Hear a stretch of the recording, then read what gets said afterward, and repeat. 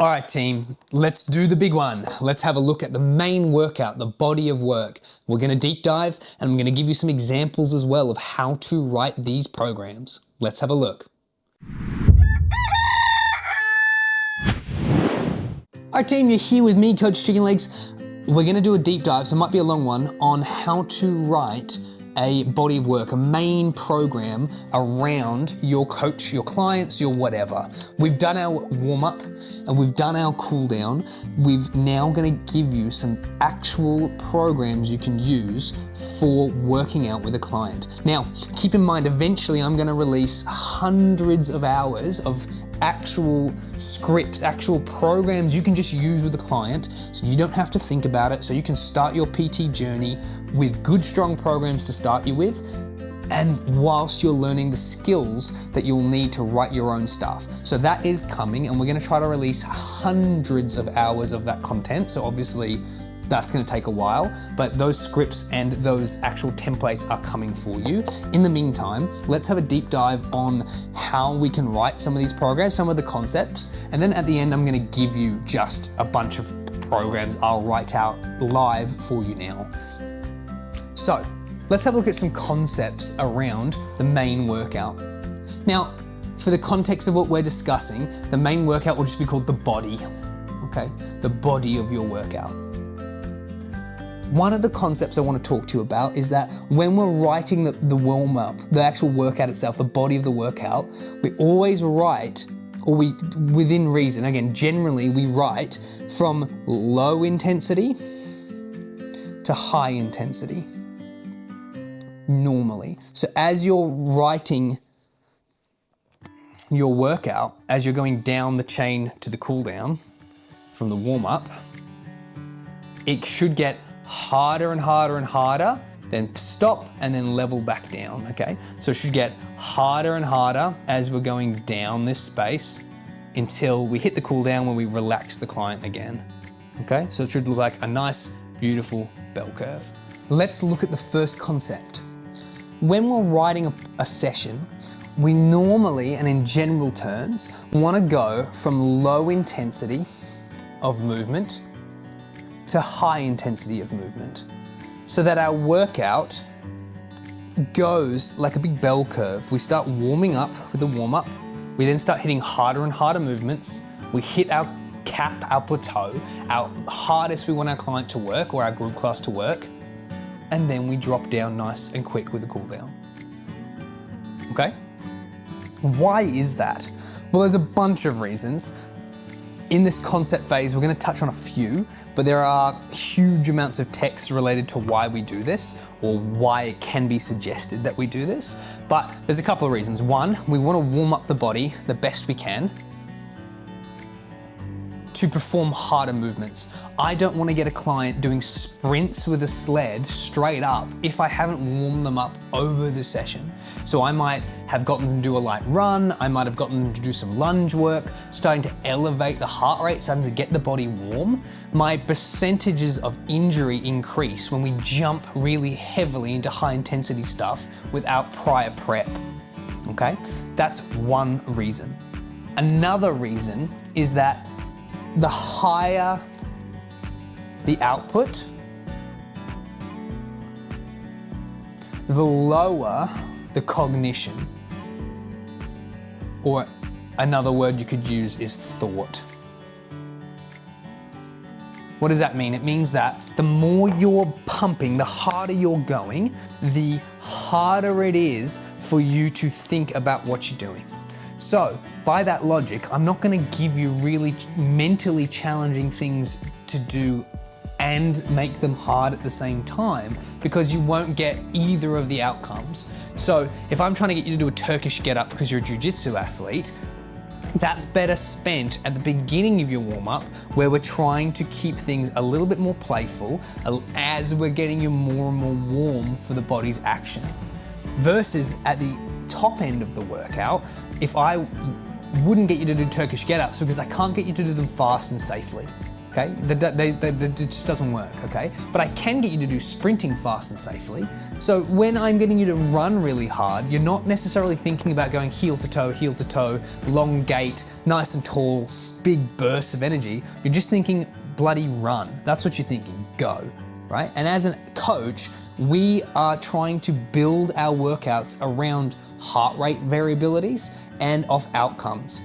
If I want you to work and focus on stretching and on sprinting, our beginning of our workout will be all about the form and the correction and the work around it, and we will end it on the high when you've learned and developed the skill. For a lot of generic clients, they don't have any gym experience yet, or they have obesity issues, or they have whatever, so they don't have the skill set yet to be able to go really hard. When they're training, we have heart rates of high, middle, and low, just for context of this conversation.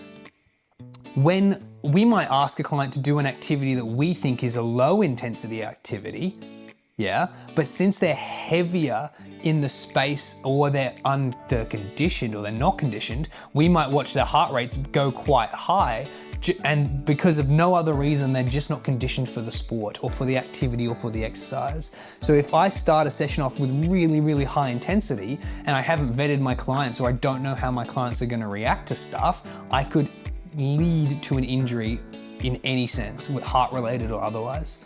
Okay, so that's one of the reasons why we really like starting at a low intensity and building ourselves up. Really good idea there. So when I'm building a warm-up or a workout, a template might be this.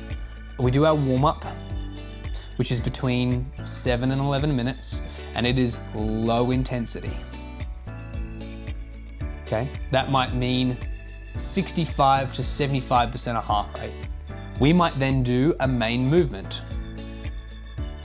Okay, so let's say it's leg extension, or we're looking at squat form, or we're looking at jogging form. So we've got to keep it at low intensity because we're isolating and identifying a movement. We're trying to learn more about it, or we're trying to focus on specific things.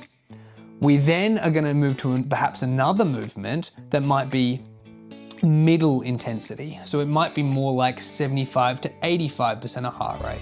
So we might have spent the time looking at the squat form, or we're looking at the jogging form, and now it's time to put those actions and concepts into a bit more of an intensive practice to generate some strength or to generate some hypertrophy. So you might have gone from doing some jogging and walking drills now into some farmer carriage drills, where the client is now, instead of just jogging and walking, they're walking with weight to try to increase the amount of energy and growth and strength that's required to do that movement. And then finally, I might do something that's high intensity because I want to stimulate the client as much as we can in a short period of time, which is between 85% and 100%. Not uncommon to see this kind of formatting when writing a program, because then you can do your cool down, which would then let your client relax and bring them back to a rest and digest state. So a workout like this would look like this: up, up, up, up, up, we peak and we come down. Okay? So that way our client has gotten a little taste of each of the different heart rates, and then we've cooled them down. So that way, if we have a deconditioned client in this space, and we notice that although we wanted them to be in the lower intensity area, they're already in the higher intensity and mid-intensity space, it means that these two movements are now no longer appropriate for them. You're gonna lead to an injury. So we can then just adapt these movements or circuits into doing a low intensity for the whole day or whole camp or whole 12-week program until the client is ready to be able to do the middle intensity and high intensity. Alternatively, if your clients are really, really athletic and they are ready to go, or your group's ready to go, you can start knocking out some of these lower and mid intensities and give them high intensity throughout the day. Food for thought. That's why we like low intensity to start and low cognition whilst doing it, or high cognition at the start, because it takes a lot of focus and it takes a lot of energy in this early spot. Okay. Cognition's the next kind of big concept they talk about.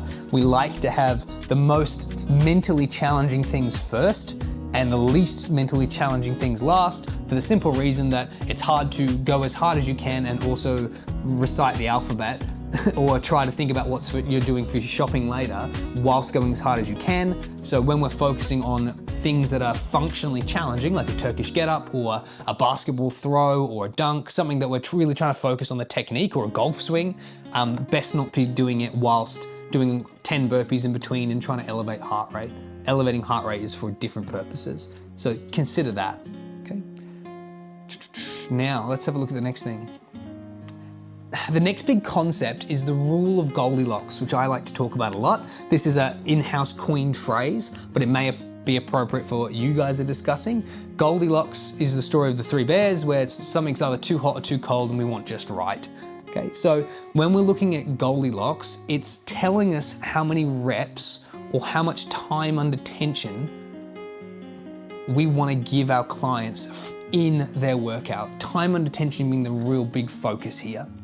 So if you're looking at a functional training client, there's some supporting evidence that between 8 and 12 reps is kind of the play space, or you can even go as low as 6 to 12, whatever. If you're doing bodybuilding, it might be 6 to 10, it could be 8 to 15, it depends on the text you're reading. For simplicity's sake, we're just gonna say between 8 and 12, but I am aware that there are tons of different texts around what rep range is appropriate, and as you specialize, which I encourage you to do, you will find what works best for clients. Some prefer lower intensity, some prefer higher. You as a specialist will understand that niche a little bit more. It's too in-depth to talk about in just this one video alone. But let's just say functional strength with a little bit of hypertrophy is 8 to 12 reps. This is my Goldilocks zone. If my client gets more reps than 12, so 13, the movement I've asked them to do was too easy, or the load I've asked them to do was too easy. If my client has not managed to get 8, it means the load or movement was too hard. This is fantastic because it tells us as a coach how we can start programming for them. It tells the client, and it gives the client parameters to work in with or without you present. So if you're not around and you give them an online program, they can document their weights until they find what rep range works for them, what weight works for them. So if they're doing dumbbell bench press, they might find that the 20 kilos was too easy, the 28 kilos was too easy, and the 34 kilos was too hard, but the 30 kilos was just right, the Goldilocks rule, okay? So then they can work with the 30 kilos until they start superseding and passing this 12 rep Goldilocks range. So they're forever improving because you know where they're playing in between spaces. It also is good for us as PTs because we're tracking their metrics, or you should be, and so we can see if they're getting stronger or if they're getting weaker, so we can adjust movements as appropriate. Same true is with time under tension. So if you're basing your program off time, we can do between 40 and 70 seconds. Again, there's lots of text around how long each space is gonna be for time. For functional, and I really like 40 to 70 seconds because it translates roughly to 8 to 12 reps. Again, when in doubt, time people. So if we expect a rep to go at a cadence of 1 to 3 seconds down, 1 second hold, 2 seconds up, or whatever you're specifically trying to get them to do, you can calculate roughly how long it's meant to take them to achieve a certain thing. So if you set them a 40 to 70 second rep range or a 40 to 70 second space of training, and they can't do the movement for 40 seconds, the movement or the weight is too challenging. If 70 seconds is easy as shit for them, or easy as for them, then it's far too easy. Who would have thought? So you can use time or you can use reps, and remember that time is set based off what you're trying to do. For PTs in general, you have usually strength athletes or strength clients, you have fat loss clients, you have hypertrophy or muscle growth clients, you have functional strength clients, and that's normally it. Or just body composition, or where they're trying to lose fat and muscle at the same time. Just depends. There are more than this, but just for ease sake. There is tons of information around each of them. As you specialize, you will find your own groove. Usually strength is, and power and stuff is lower, where body composition and fat loss is higher reps, because it's more about the higher reps burning more calories to lose more weight. And for strength, it's not so much about burning calories as it is about moving the heaviest load.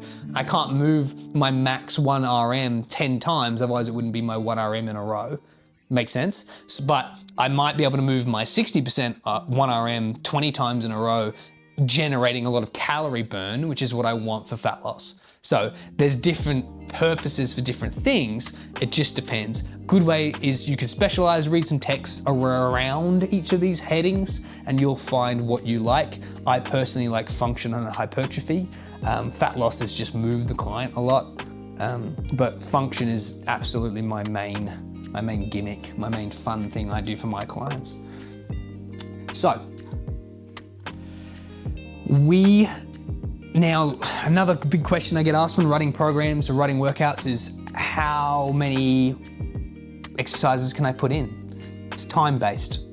So how many exercises can I put in a workout? Well, depends if you have 60 minutes in a session, or if you have 45 minutes in a session, or you have 30 minutes in a session, whatever. You can calculate how many reps and sets your client would roughly need to do. So if we're gonna do a bench press and each rep takes 5 seconds, and I want them to do 10 reps, because we're doing hypertrophy or whatever it be, that means about 50 seconds. And if I wanna rest them depending on the ratio, let's just say it's a 1-to-1 ratio, it's gonna take them another 50 seconds. And we give them 10 seconds on each end for the fluff. It means each set is gonna take about 2 minutes. So if I want to do 5 sets, it's going to take them 10 minutes to do that bench press movement. So that's 10 minutes of my 60 gone. Warm-up's about 10 minutes, cool down's about 3 to 5, so we'll just call it 5. So now you're 25 minutes down from your 60. Okay. So you can start calculating how long things are going to take. It's less relevant what it is, and it's more relevant of how long it takes. So for example, I can put 10 movements in a circuit and just say the circuit's 40 minutes long, and the client just goes and goes and goes and goes. You can do 20 exercises as well. So I want you to think less about which movements, like how many movements can I do, and how long versus how long, how much time does each movement take. That will start really speed running your programming up. Understand that different sports will require different amounts of time. Bodybuilding requires a lot of time in the gym because you've got to stimulate muscle. Fat loss can require a lot of time because you want to burn the most amount of calories with the least amount of chance of injury. Functional training or farmer strength, like if you think about a farmer, they work all day long, so a large amount of time. Things like this is stuff I need you to consider, and this is where you specialize. But again, these are just really quick, basic concepts I want us to talk about. Rest is a really big concept I like. Hey team, if you're liking this content, what I need you to do is follow us, support us, leave comments. We're here to help programmers be better at programming, make coaches and PTs the best of the best that we can, and it starts with programming and it starts with you. Share, like, subscribe. Low intensity, mid intensity, and high intensity are the 3 guys we like to touch on.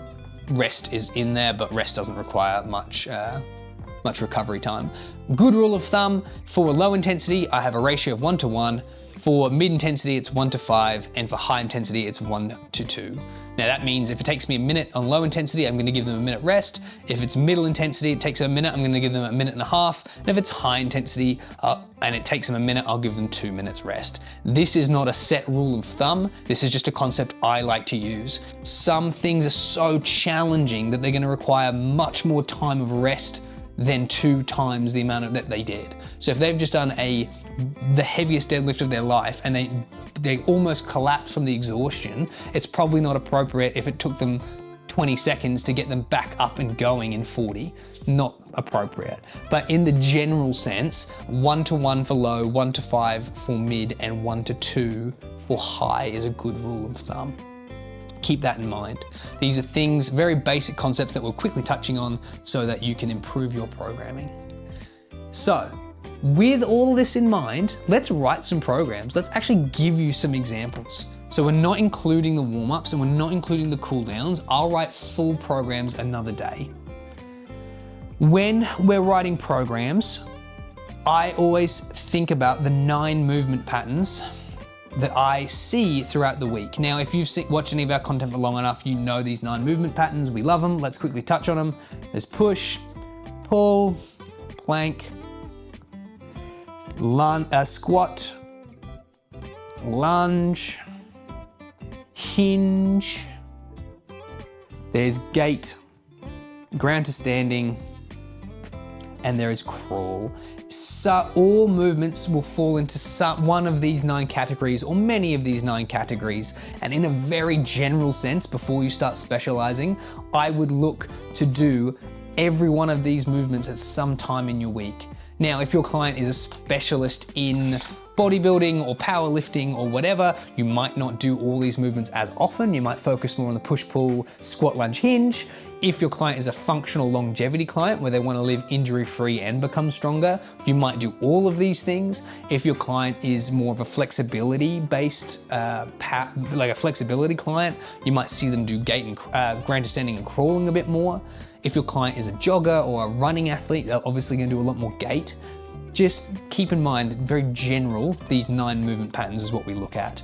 Okay, so I like to bucket them in push, pull, plank, squat, lunge, hinge, ground to standing, gait, and crawl, because more often than not, your push, pull, and plank will be done together because you need to hold the plank to be able to do a lot of the pushing movements and also the pulling movements. Your squat, lunge, hinge often live quite well together because squatting, hinging, and lunging are often stuff that pairs very well together. And gait, ground to standing, and crawl pair well together because they're all really weird and they're often more commonly seen in functional movement. So if I just have one day that's a bit quirky, the clients are a little less resistant to that longevity-based training, particularly if they're in a common gym space. Like, it's weird to watch someone do bear crawls in a large box gym, less weird when they're in a big group class. So just keep that stuff in mind. So those are the 9 patterns that we build our workouts around. So let's build a workout, 3 around our push-pull plank. Okay, and what I want to do is I want to build one workout around low intensity, which might be, and what I want to do is build our workouts around 3 things. First one is going to be low intensity. So that's going to be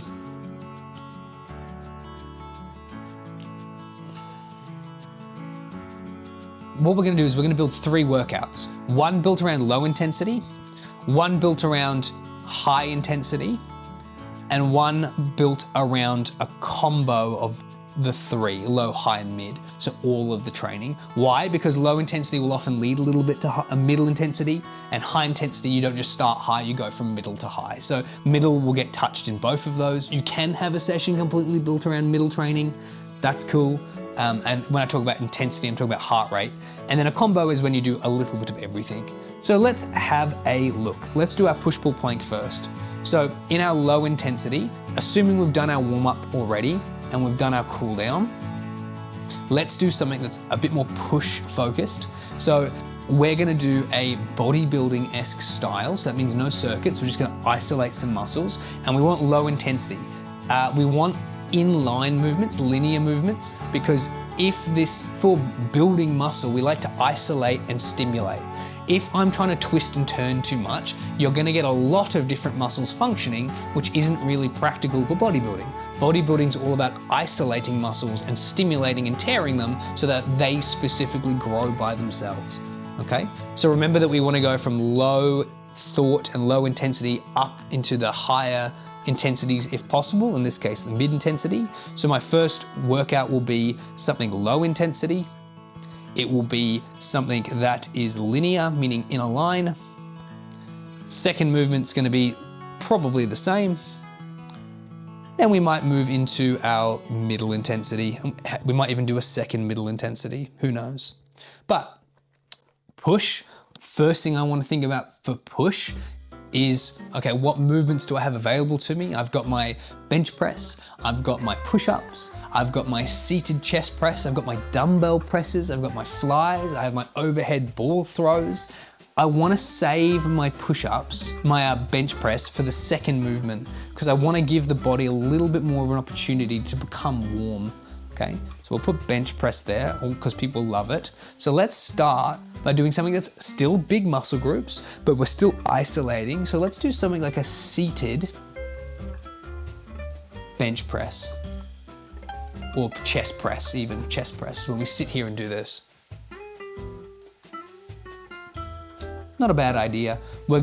It's very controlled. Since they're in a machine, it's hard to stuff it up, because with a bench press that's on a bar, there's a lot of room for error because stuff's kind of all buck wild. Without a spotter, it's a little unsafe. You want to make, there's a lot of stabilizing muscles working during this movement, versus a seated chest press. The machine's locked in, you're locked in, and if you can't lift it, you can't lift it. As simple as that. So it's on the safer side for linear movements, particularly when I want to work this muscle to complete fatigue. I really want it to go to the point where it can't lift anymore, and because of that, I can't risk for a client the chance of injury. Since this is a fake client, not a real person, we're just assuming a bunch of stuff. But if I had never met this client, which I probably wouldn't be writing them a program without a massive induction day where I can test their movements. But if I know the client's good to go, we know they're good to go. So as we've discussed, for bodybuilding, we like a bit of time, we like reps. Let's just say bodybuilding rep range is between 6 and 12, although it can vary. Let's give them the Goldilocks rule. We're gonna tell them we're gonna do between 6 and 12 reps, and we're gonna do 5 sets. Why? Because the first 2 sets even, is about finding where our Goldilocks zone is. So I'm gonna tell the client that your first 2 sets after your warm up is trying to find where your rep range is, what's your Goldilocks. For example, their first 2 sets might be a 25 kilo on each side, big plates, and then a 35 kilo because they found that the first load was too easy and the second set was too hard, meaning that they're gonna be somewhere in that 30 kilo range for actual working sets. You know, sometimes people do all their sets with their working or a load that's far too light for them because they're not tracking where their Goldilocks set is. If the client has already done this particular workout, in their notes, they should know that last week I did 30 kilos, so this week I should do 30 kilos. I don't mind them doing a couple of warm-up sets because there's no harm in being more warm. If you're a particularly hard taskmaster, you can say 5 sets of working weight, meaning that the client doesn't start their sets until they find their weight, they're 30 kilos, okay? That's totally fine. It does mean they're gonna be there for a bit longer because they might have to do 1 or 2 warm-up sets to get in the groove. That's cool, that's fine, go for it, right? Depends on what kind of response you want from the muscle. Okay, so we're gonna say to them, again, back to my original point, we're gonna say 5 sets, and since this is low intensity, I don't want them killing themselves here, I might give them a 1-to-1 rest ratio. Which means if it takes them a minute, they're gonna get a minute rest. If you're, again, tracking them very, very specifically, I can say for a minute, you're gonna try to get between 6 and 12 reps, okay? If you get more than 12 reps in that minute, it was too easy. If you get less than 6 reps in that minute, it was too hard, then I need you to rest for a minute. The client's best friend, the coach that is there all the time, regardless if you are or not, is the clock. I get clients to rely on the clock so heavily it's not funny, because it's when the client is by themselves, it's really challenging to keep honest with rest and work ratio. They're almost always going to work less, rest more, depending on the client's attitude, but quite commonly it's work less, rest more. When you're with them, you've got a basic understanding of the times that it's taking because you've got to get them out in an hour. But for them, giving them the Goldilocks rule to achieve within a minute, particularly in this bodybuilding movement space, it's fantastic, and I do encourage it. So, we've asked them to do 6 to 12 reps within a minute, and they get 1 minute rest between sets, 5 sets. That's exercise 1. Exercise 2 is bench press. Let's assume that we have vetted them for bench press and we are happy with their movements, happy with their forms, and they're safe as houses. There is no reason I cannot get them to do exactly what we just did. Okay? If it's a deconditioned client, I might give them 3 sets. These massive movements, team, these really big movements, since it's a tricep, shoulders, chest, it might take you a little bit away from this low intensity, okay? Big muscles create big stimulant. That's just how it works. So if I'm trying to isolate the calf and doing calf raises, you're not gonna get your heart rate as high as doing big, heavy squats. So be mindful. Here, we're just giving them a rep range that is appropriate for a lower intensity, or can be, but you might find that the client trends more towards this middle intensity in this space because of the nature of the size of the movement. And to really emphasize my point, let's actually ditch the bench here because it is gonna be such a hard movement, putting it at the middle intensity. Instead, let's do linear dips, or we can do some dumbbell bench press, whatever. We can do dumbbell bench press because since the dumbbells are loose, they can't lift as heavy because they're trying to balance them at the same time. Okay, but we can give them the same rep range, the same time rest range. If it's a deconditioned client, I might give them 3 sets. If they're more conditioned, I could do 5 sets. If I'm a harder taskmaster, I could say 5 sets of your working range if I already know kind of where they're sitting. Depends what they're trying to do. If they're trying to grow muscle, we need lots of stimulant.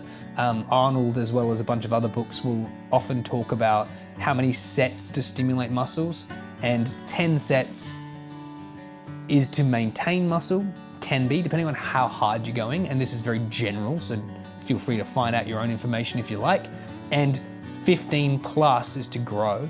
Arnold would often do 30 sets because he didn't want to risk not growing per session. But for maintenance and for, I do 10 sets to do less. If you want to lose muscle mass, I might do 5 sets, whatever. But that's worth looking into if you're going to specialize in bodybuilding. For our middle level bench press, for our mid-level exercise, I might, good news, do the exact same thing. The reason people like bodybuilding training is because it's super consistent. The only difference is I'm going to give the client more rest because it's a middle-based intensity.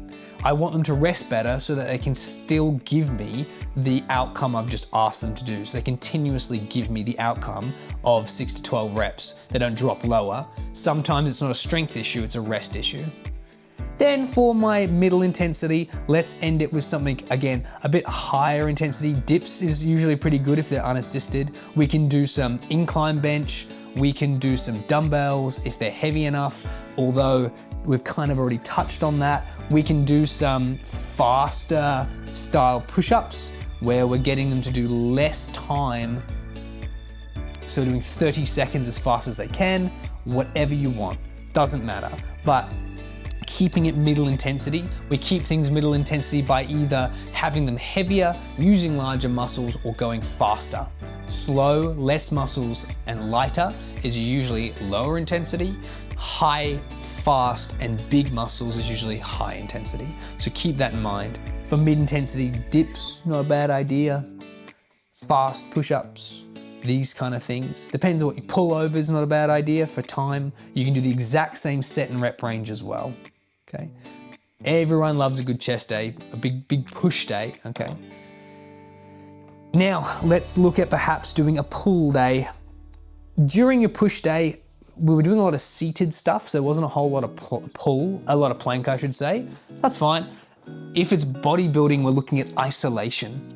Now, if we're looking at functional training, which we will now, we're actually gonna do a session built around all 3 of these things, and we're gonna do a high intensity, meaning that most of the exercises are gonna be mid intensity or high intensity, okay?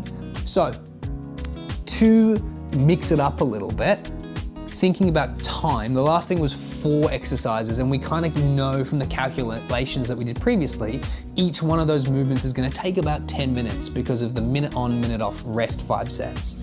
Each one being about 10 minutes, plus a 10-minute warm-up and a 5-minute cool down, gives about 55 minutes worth of workout. So they have about 5 minutes of fluff around to get them done in 60 minutes. Most clients are gonna do 60-minute workouts. From your point of view as a PT, it's time effective. Some clients might go over that.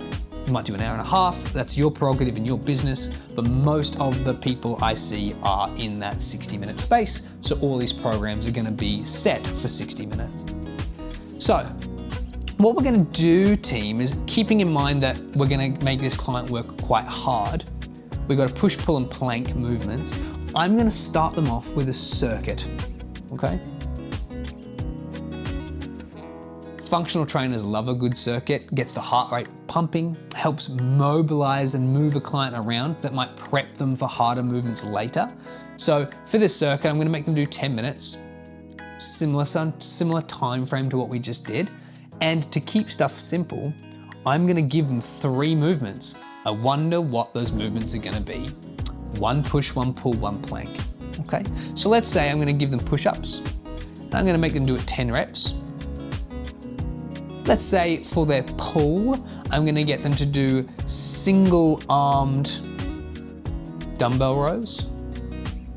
And I'm gonna get them to do 6 reps. Remember that 6 to 12 is kind of what we're playing with.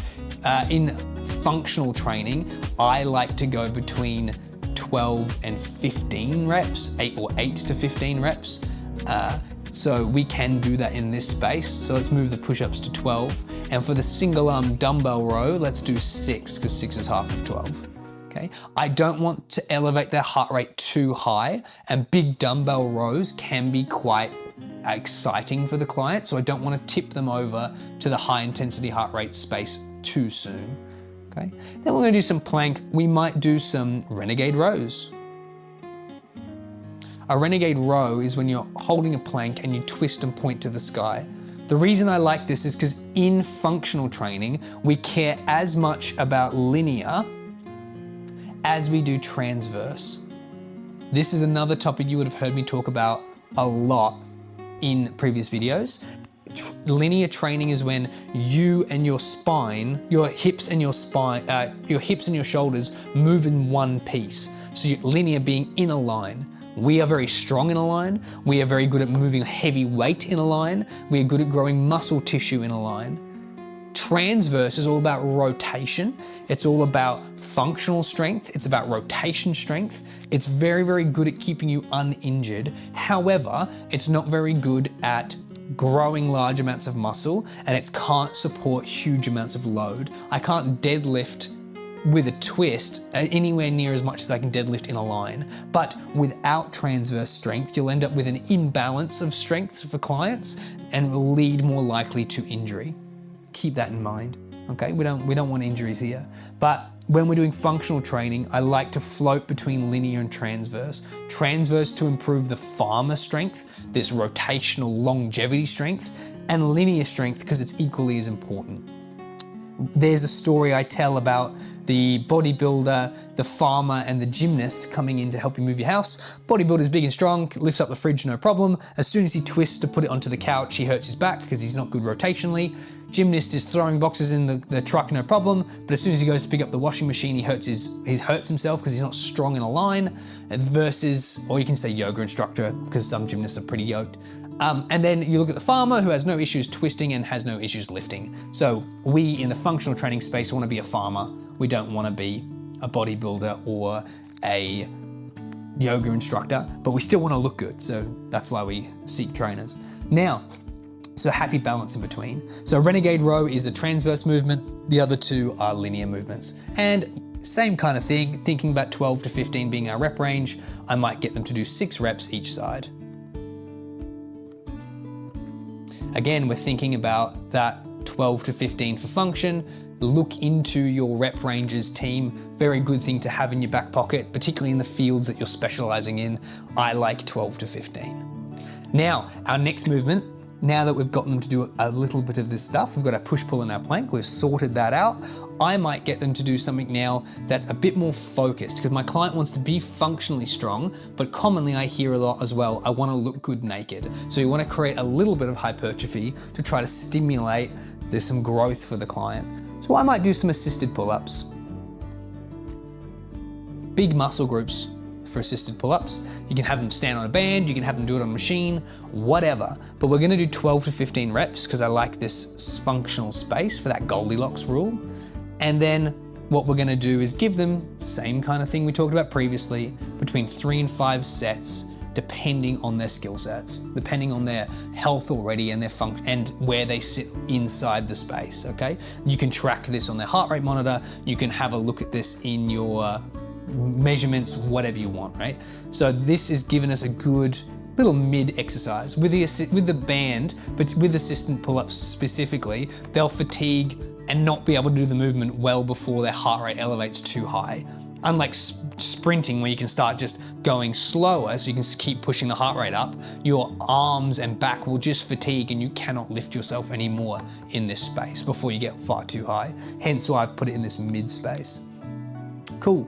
Now we're gonna end it on some high intensity stuff. Okay, high intensity is fun. Let's just get rid of all this. So we've done our circuit and we've just got that client to repeat those 4 things over and over and over. We're now gonna, just for interest's sake, we're gonna do another circuit.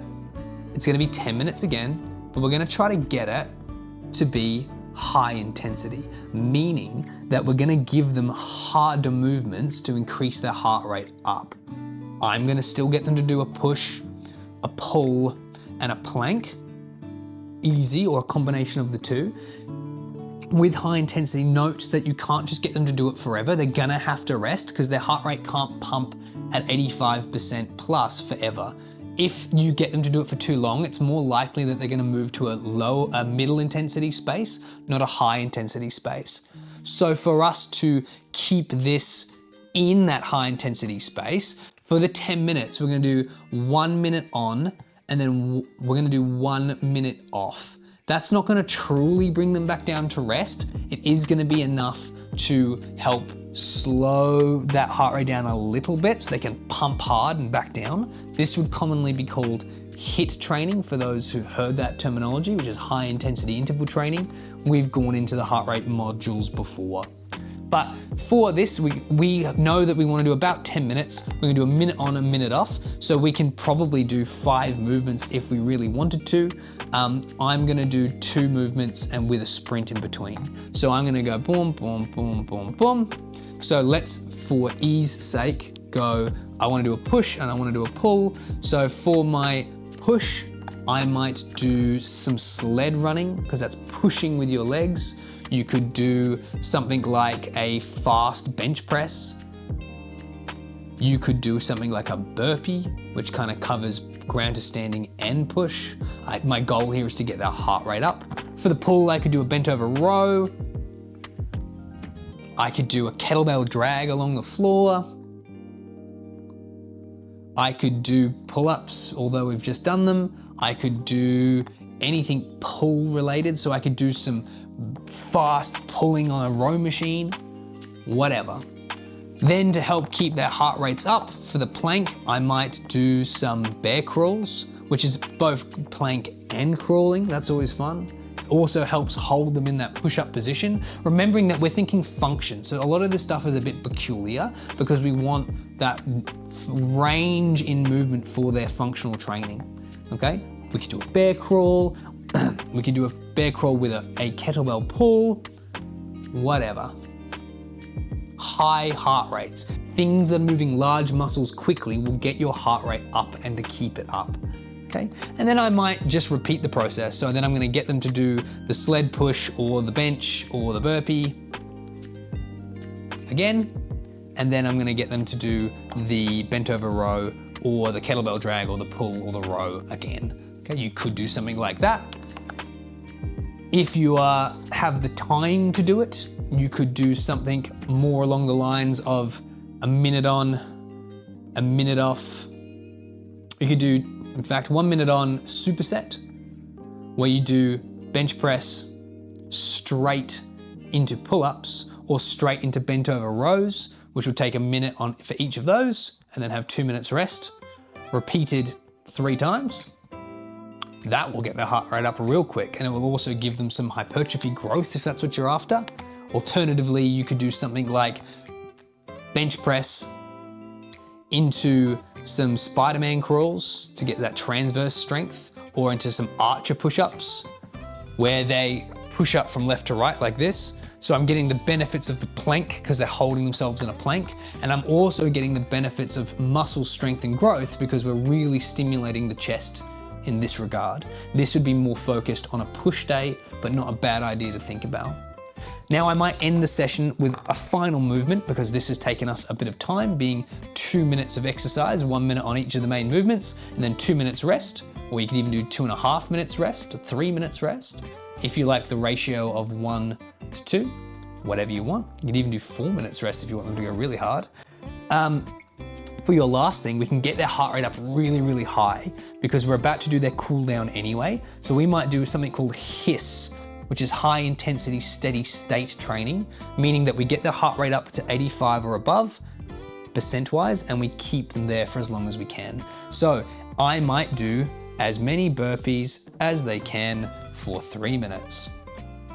That would be really, really hard. Their heart rate's gonna spike and it's gonna plateau. And after 3, they're not gonna be able to give you much more than 3 minutes of that amount of exercise anyway. And once they do that, you can then say, we're done, go to cool down, relax. Because with HISS, with high intensity steady state training, which we have discussed before, we don't want to bust up the heart rate and then rest it and then repeat, because that becomes HIIT training. We want to bust them up, keep them there for as long as you can, and then be done with that movement for the day. So if I've been building my client up through the session to do sprint training all day, I've been doing their forms, we've been working on some explosive leg drive movements, and it's finally time to do their 100-meter sprint as quick as I can and record it. After that time, I either need to rest them for an exceptionally large amount of time or be done with the session all day if I'm trying to do HISS training. Now team, obviously there's a lot to think about here. It's quite complicated. That's okay. It's all good. I'm gonna release a lot of content around this topic, around writing your workouts, but understanding the concepts of why I choose the things I choose is really important. Let's smash out a nice quick one with less of my explanation, and then we'll go over it, okay? So let's do a squat, lunge, hinge. We're gonna do a low intensity. No, let's do an all intensity. So we should have a low, a mid, and a high in this space. Okay, so something that's going to stimulate them at 65%, something that's going to give us 75 to 85%, and something that's going to give us 85 to 100%. Same as 75 there. Okay, let's have a look. Warm up first. That's that's lit, low intensity. Let's look at warm up first. That's low intensity. Movement 1. Let's do squats. Goblet squats. Let's do functional strength. So let's make them do 15 reps, which is the high end, 12 to 15, over the period of a minute, with a minute rest. Okay. Goblet squats, even better yet, the weight of the goblet's probably gonna make it too intense for them. So let's do a deck squat. Oh, no, it's probably too high as well. Moving big movements will make people's heart rates elevate quickly. So let's do assisted pistol squats. Okay. Let's do, instead of 12 to 15 in total, we'll do 6 to 8 each side. And we'll give them a minute to do it. That'll be challenging, but it won't bust them. It won't smash them. If you're concerned that your client's gonna not be able to do it in a minute, don't do it based off time, do it based off reps, and then rest. Okay. Let's do that 3 times each leg, because that'll be 6 sets. Okay. Or you can do 5, it's up to you. Now we're gonna do a middle intensity. I might do kettlebell walking lunge. I'm gonna make them do it for a minute, and I'm gonna give them a minute and a half rest. And I'm gonna do that for 5 sets. 3 to 5 if it's a lower intensity, if it's a client who can't handle that. Adjust the sets range if you need, if the client's struggling. Then, well, let's finish with a high intensity. So let's get them to do something like hinge movement, kettlebell swings. And I'm gonna get them to keep it high. We're gonna give them very little amount of rest. We're gonna edge more on the hiss than we are the hit. We're gonna give them 45 seconds on. Even better yet, let's be nice to them. 30 seconds on, 15 seconds rest.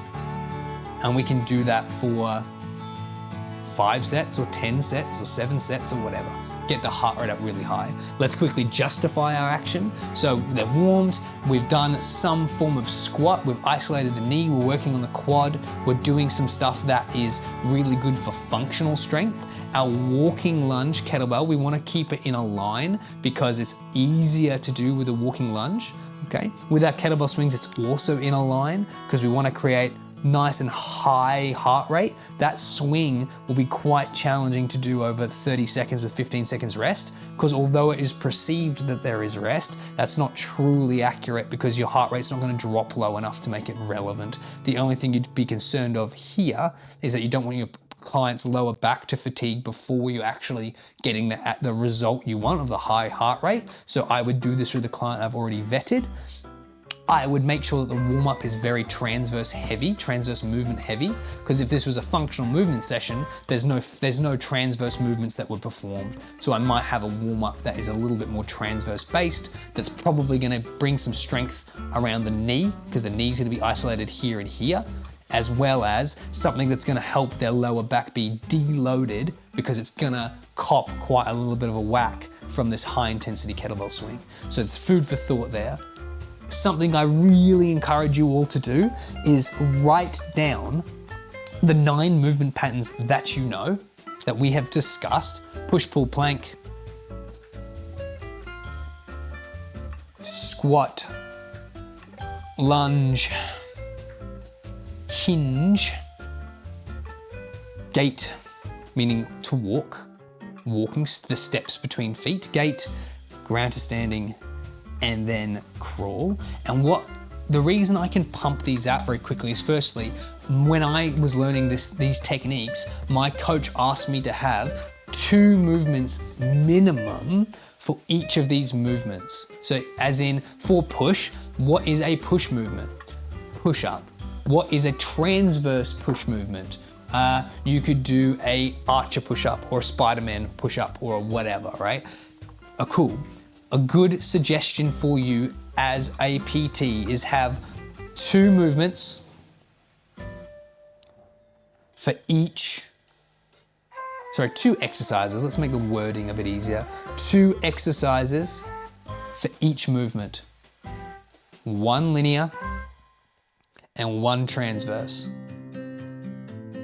Make your life easy. So that way, if you need to adjust, you can. You go, ooh, I'm writing a program and my client needs a lunge and they want transverse movement because they're functional training, or they've got some niggles in their hips and we're trying to create different movements and strengths around that joint. So let's do something transverse related. So you know that you have curtsy lunges or you have lateral lunges with twists or whatever. When in doubt for transverse, think sports. Most sports are transverse based, and most muscle gain and traditional gym is in the linear space. So as a coach, you should have these things in your belt.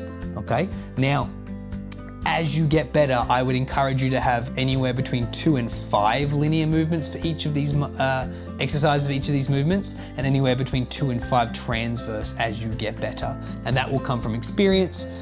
It's a very, very safe bet to have 3 for each. If you have 3 for each, I would deem you as a purple belt in jiu-jitsu, which means you're about the middle level. That's a really good spot to be in the jiu-jitsu space. And for the coaching space, 3 movements, linear and transverse, that you can pull out of your pocket at any time for these 9 different movement patterns will make you absolutely dynamite. Now, let's do a mixed session for gait, ground to standing, and crawl, and then we'll wrap it up because this video will go too long otherwise. So a mixed session, meaning we have to have some sort of low, we have to have some sort of mid, and we have to have some sort of high. Let's make this session even harder for us and say it's a group session. So group sessions can be a little bit more challenging, because if your program is bad, the group will very, very quickly identify the weak points in it. So assuming we've done a warm-up, and we can say it was just a low intensity warm-up, and we've got our cool down ready to go, let's give them a low, mid, and high intensity thing to do for these 3 movements, okay? So let's give them a circuit for the low, and let's call it 11 minutes, okay? Now, let's give them one of each of these movements, remembering that gait, crawl, and ground to standing. Gait's quite traditionally linear, but ground to standing and crawl are really transverse just by nature. So that's why we see them more in a circuit space and a functional training space. So let's say to them, for the next 11 minutes, I need you to go and do a jog, and that's going to be over 200 meters.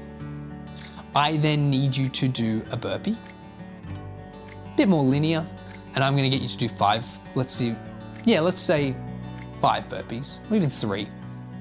Again, we want to keep them in low intensity. The jog should be playful, absolutely playful.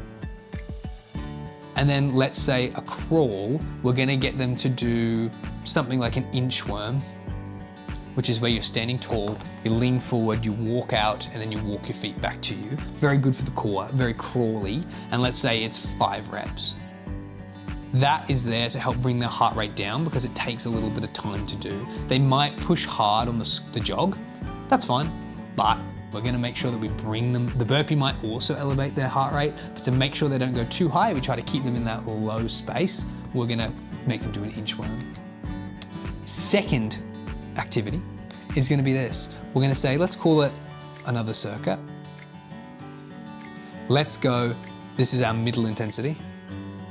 Let's go a minute on, 1.5 mins off, and we'll say it's 2 rounds through this circuit, okay? So that's now looking at our mid intensity. The key trick here is we need to choose movements that aren't gonna elevate the client too much. Being that it is a gait, ground to standing, crawl day, let's choose a movement from each. Let's say for we can mix it up, just give the client some diversity. For our plank, we're gonna say, let's do bear crawl or crawl on the knees. If our client can't do a bear crawl because of wrists or knees, you can just get them to do a nice relaxed army crawl. You could get them to do a walk or a jog. The idea of the crawl is only to stimulate their core, so you can get them on their forearms and their knees and just lightly move. That's also okay. Or you can get them just to hold the position. For their ground to standing, we're gonna get them to do a Turkish get up with a sandbag. So they're holding onto a sandbag or a weight as they stand up and get back down. That's fine, challenging, but since it's loaded and a Turkish get up is quite a challenging movement, it will be hard for them to do this movement and get their heart rate up too high because it's a bit more cognitively challenging. And for their crawl movement, or for their gait movement even, we're gonna get them to do a short sprint, but we're only gonna make them do it over let's say 20 meters. So it's very, very short. So they can get that burst, but it's not enough to really generate a whole lot of energy. So for that minute, they do a 20-minute sprint, then walk back to the base, the starting base, and then 20-minute sprint again, and then walk back. And they're gonna do that for their minute, then they get their 1.5-minute rest. Finally, for the high intensity circuit, and I like circuits in this case because let's keep it on theme. The more fun stuff you can write, the more interesting you can do your programming, the more interesting it is to write the program. Let's do something really easy. Let's do 45 seconds on, 15 seconds off, and only 2 rounds because we can't do high intensity for very long. Let's make this intense. Let's do sprints. And that's just sprints over 100 meters. So they go as hard as they can, or they go up and down on the gym, whatever it be. You can even do sled push if you really want, if you have the equipment to do so. Sled push. For our ground to standing, bring back the burpee. They've already done the movement. They know how it works. they've had practice doing it. This time they're doing it for higher range. There is no issue doing exercises that you've previously done. It just means the client's gonna be better at doing them because they've had a bit of practice. And finally, for our crawl, let's get them to do an army crawl because it's quite challenging. Army crawl, I could get them to do a bear crawl and pull a load, like pull a kettlebell as they're moving. Bear crawl. I could get them to do a ton of stuff, anything on their hands and their knees. What you'll find, you can do a beast crawl, whatever. What you'll find with the crawl is that very quickly your clients will learn to hate it because it is a very challenging movement, particularly for clients who are heavier or deconditioned. So keep that in mind when you're writing programs. You don't want to hurt them. You don't want to make training not fun. Training needs to be fun, otherwise you're going to lose clients, as well as you're not going to be able to generate enough income and enough sessions for people, because if you are giving them stuff that's really good for them, but they don't necessarily like it, they won't come back. So you want to be able to give them just enough that it's helping their programming and helping their progression, but it still remains enjoyable for the client. Okay, so you can do bear crawls, you can do, a fun one is put a band around their waist and attach it to a cage, and they crawl out and the band pulls them back. That's fun for them to do, and they can really get after it. But between each of these sessions with a cool down and a warm up, you're gonna get about an hour, and you've gotten a little bit of each of the different heart rate zones for stimulant. Okay, I've got a bit of transverse, I've got lots of linear movements. I've got some transverse movements with the Turkish get up. Again, as it gets harder and harder in intensity, you'll see less and less transverse movements because I can't generate that amount of energy and power and keep the client safe in the rotation. You can do a lot in the mid-intensity space, but high intensity is not often a place that I put stuff or put that transverse movements. Team, we can go on and on all day about programming. Those are just some really quick examples and some concepts we've discussed, and some programs you can try it yourself if you'd like. I didn't write them in that they are 100% ready to go for a client. They are just some things I'm thinking about as I'm writing. Please take everything with a grain of salt. Look at some of the texts and other videos I've released about your programming and how to write the body of the work, and keep an eye out. I will be releasing big slabs of programs that you can use for specific clients at your leisure while you're learning how to do this writing stuff yourself. So I would hate to give, there's a good saying, teach a man to fish, you'll feed him for a lifetime. Give a man to fish, feed him for a day, teach a man to fish, feed him for a lifetime. That's all well and good. Sometimes we just need a fish though. So I will be giving you a ton of programs. Keep your eyes out for that. But I do encourage you to learn how to do this yourself. If you're in the first or second year of your PT experience, you're probably gonna need those actual programs a lot more than you need the education of how to write them. As you get better and better, and you're starting to focus more now on the quality of what you're doing, not just getting clients, you will start using a lot of these concepts basically every single day. But I do implore you, every single person who watches this video, I suggest you write out the 9 movement patterns and have one movement that's transverse and one movement that's linear in relation to those things. But hopefully this was a bit of an insight, team, on how to write some programs. I will write more for you in the future. Leave feedback at the bottom if you'd like this long form content around the programming, or you want some shorter bang, bang, bang, bang, bang, here's how to do it. The more feedback you give me, the more stuff I can give you. So it's you scratch my back and I'll scratch yours. Excellent, I'll see you later.